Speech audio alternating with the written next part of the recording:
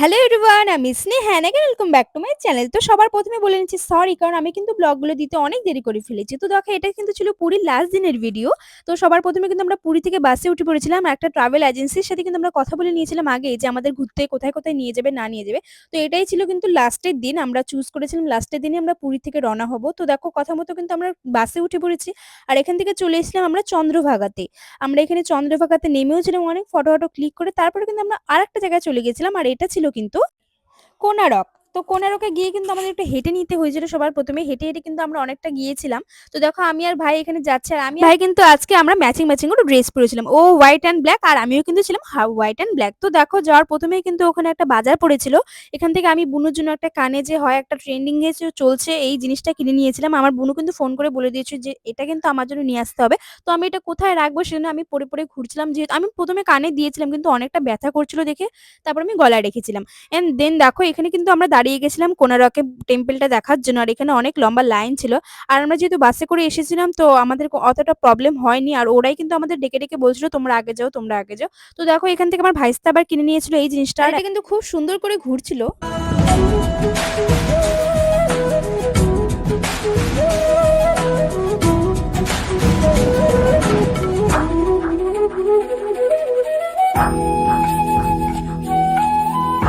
তারপর আমরা কিন্তু কোনারকে একটা হোটেলে চলে গেছিলাম। এখানে কিন্তু খাবার দাবার আমাদের আগে থেকে অর্ডার করা ছিল।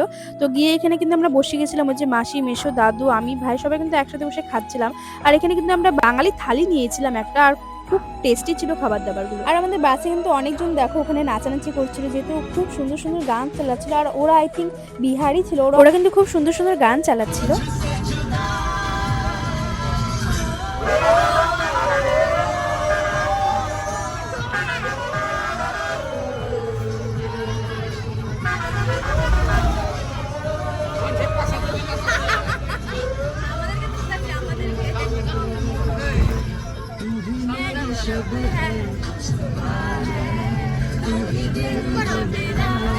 তারপর ওখান থেকে নেমে কিন্তু আমরা আরেকটা জায়গায় চলে গেছিলাম। এই জায়গাটার নামটা আমি কিন্তু ভুলে গেছি। ওখানে একটা পুকুরও ছিল। তো দেখো, এখানে আমি, মাসি, ভাই যাচ্ছিলাম। আর এখানে পুকুরে দেখো দুটো কচ্ছপ দেখতে পেয়ে গেছিলাম। একটা কিন্তু ছোট কচ্ছপ ছিল, একটা বড়। ছোট কচ্ছপটা কিন্তু অনেকভাবে ওঠার চেষ্টা করছিল উপরে, যখন দেখলো উঠতে পারছে না তখন কিন্তু আবার সেই জলে চলে গেছে। দেখো কি সুন্দর লাগছে না? তারপর দেখো, এই মন্দিরটা আমরা এখান থেকে বাস থেকে বসে দর্শন করেছিলাম। এটা যেহেতু পাহাড়ের উপরে ছিল তাই বলছিল ওখানে যাওয়াটা এখন ইম্পসিবল। তো দেখো, এখানে আমরা আবার অটো নিয়ে নিয়েছি। এখান থেকে আমরা চলে যাচ্ছিলাম কিন্তু উদয়গিরি আর ধৌলগিরিতে। এক পাশে ছিল উদয়গিরি, যেটা উদয়গিরি, আর এই পাশেটা ছিল কিন্তু ধবলগিরি।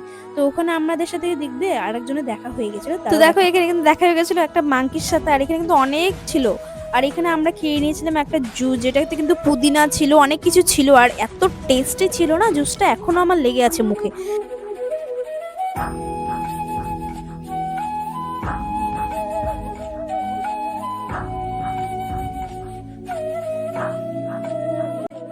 তারপর কিন্তু আমরা চলে গেছিলাম নন্দনকাননে। এটাই কিন্তু ছিল আমাদের লাস্ট ঘোরার জায়গা। তো নন্দনকাননে গিয়েছিলাম একটা জুতে। তো দেখো, এটা ছিল কিন্তু নন্দনকাননের জু। এখানে কিন্তু প্রচুর লোক ছিল, প্রচুর প্রচুর ক্রাউড ছিল।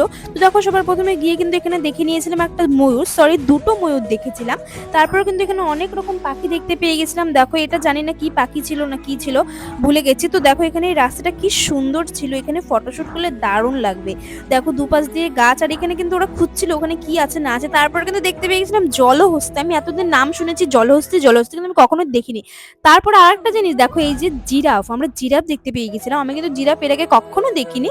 এখানে এসে কিন্তু আমি জিরাফও দেখতে পেয়েছিলাম, জলহস্তি দেখেছিলাম। আর এখানে আরেকটা জিরাফ দেখেছিলাম, দেখবে ওই দেখো একটা হোয়াইট জিরাফ। এটা কিন্তু এখানে দুটো কালার ছিল, একটা হোয়াইট আর একটা কিন্তু ব্রাউন ব্রাউন কালারের জিরাফ ছিল। তো দেখো, এখানে দেখতে পেয়েছিলাম বাঘ। আর এই বাঘটা কিন্তু অতটাই অলস ছিল, ওখানে ঘুমাচ্ছিল। এখানে এত লোক দেখতে এসছে আর ওখানে ঘুমাচ্ছিল। দেখো, এই বাঘটা একদম ঠিক ছিল।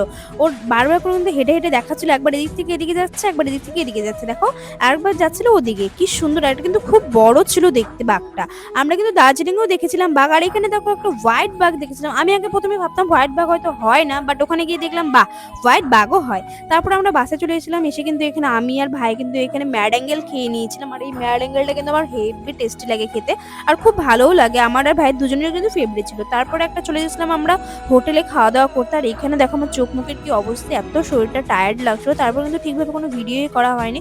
তারপরে একবার আমি ট্রেনে উঠে গেছিলাম, ট্রেনে উঠে এইটুকুই শুধু ভিডিও করেছিলাম, আদারওয়াইজ আমি আর কোনো ভিডিও করিনি, আমি নিজের কোনো ভিডিওই করিনি, কারণ এত টায়ার্ড লাগছিল। সত্যি বলতে যাওয়ার সময় যতটা এক্সাইটেড থাকে ফেরার সময় ততটা মন খারাপ থাকে, তো তখন ভিডিও করতে আর ইচ্ছা করে না। তো দেখতে দেখতে দেখো সকাল হয়ে গেছিলো, এখানে আমার সকাল সকালে কিন্তু নামাজ ছিল, আমি ঠিক 8:30 9টার মধ্যে চলে এসেছিলাম। তো ভিডিওগুলো কেমন লাগলো অবশ্যই কিন্তু কমেন্ট করে জানতে ভুলবেন না। Thank you so much.